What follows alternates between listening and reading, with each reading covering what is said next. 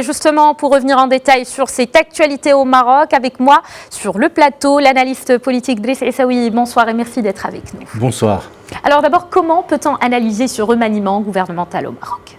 C'est un remaniement qui peut être considéré comme étant un point d'inflexion dans l'histoire récente des gouvernements du Maroc.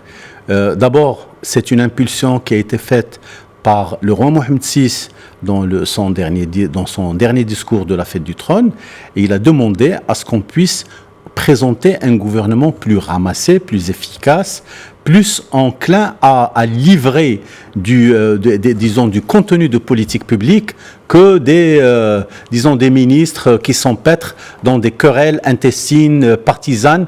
Et aujourd'hui, je pense que le profil de ceux qui ont été retenus, de ceux qui ont été maintenus ou redéployés, répond à cette considération-là, et que finalement, aujourd'hui, vous l'avez souligné au niveau de la présentation de votre journal, c'est le gouvernement le plus resserré, le plus ramassé de l'histoire du Maroc. Alors le gouvernement le plus ramassé avec de nouveaux profils qui ont rejoint donc justement l'exécutif.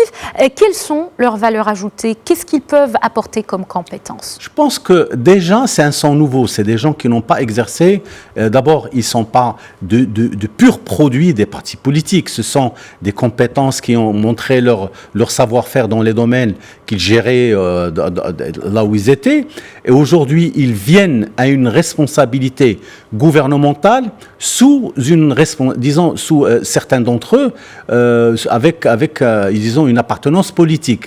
Donc aujourd'hui, il y a un engagement, que ce soit pour ceux qui sont considérés comme sans appartenance politique, pour ceux qui sont politiques, c'est-à-dire appartenant à la coalition gouvernementale, ils ont une obligation de résultat. Aujourd'hui, on n'est plus dans l'attentisme, il faut aller de l'avant, il faut faire bouger les lignes, et ça, ce qui est demandé, parce que le Maroc, ce qu'il attend, est beaucoup plus important que ce qui s'est passé avant, parce que l'ambition du roi Mohamed VI, c'est de faire de ce pays un pays émergent. Pour être émergent, il faut se retrousser les manches, il faut travailler. Pour cela, il faut des responsables de politique publique qui soient capables de livrer en temps et en heure.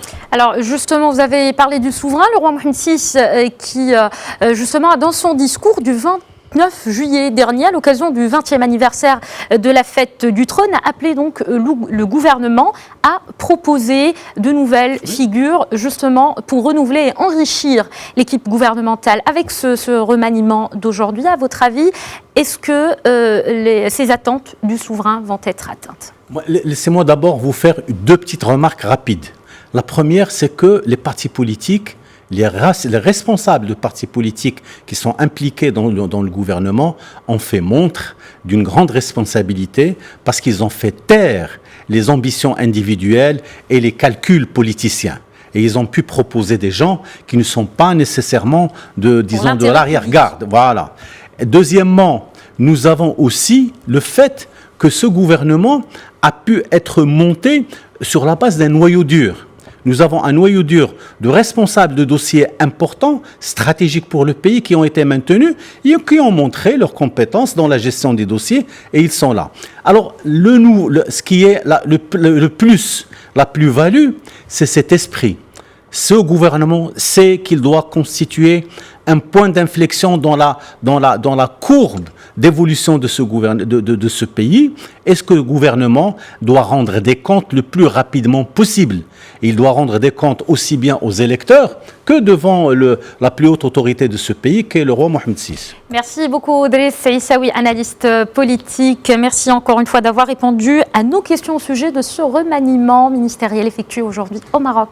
Merci à vous.